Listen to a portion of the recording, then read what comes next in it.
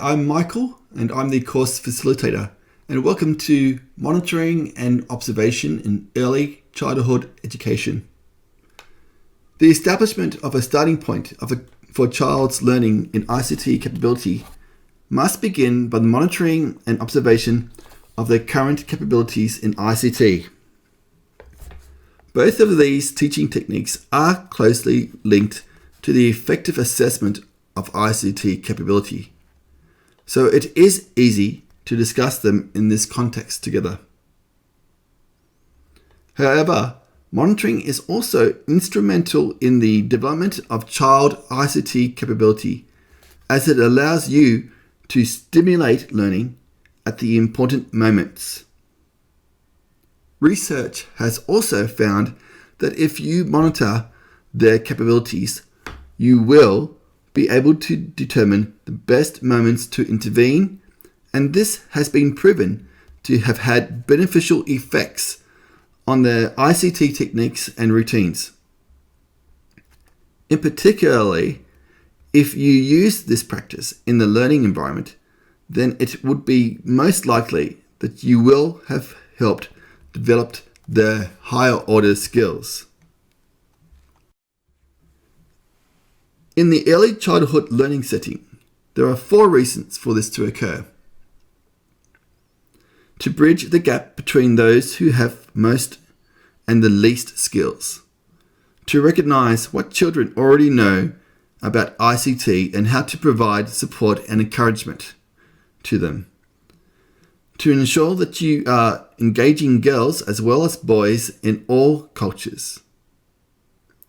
To consider dialogue with parents and professionals in terms of a child's ICT capability.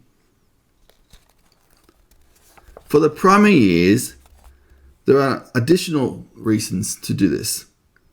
And Kennewell states that firstly, that it is common for children to appear to be usually occupied with a task when in fact they are working very inefficiently and failing to exploit the potential of ICT. The second reason is because of the richness of ICT resources, as it allows children to very easily be distracted and to divert their attention away from the intended task without it being too obvious from their behavior.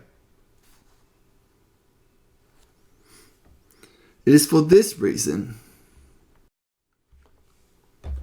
that you make observations of your children continuously, and you need to monitor the way they respond to explanations, how they answer your questions, whether they are applying themselves to the task, whether you have pitched the level of demand appropriately, and monitor the changing mood and relationships between different children or groups of children.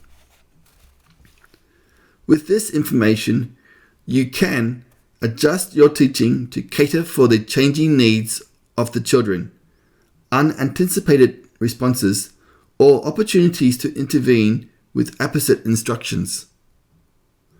You could even increase the level of challenge provided by the task. And this type of observation is informal and can be used to monitor the way children respond to an activity.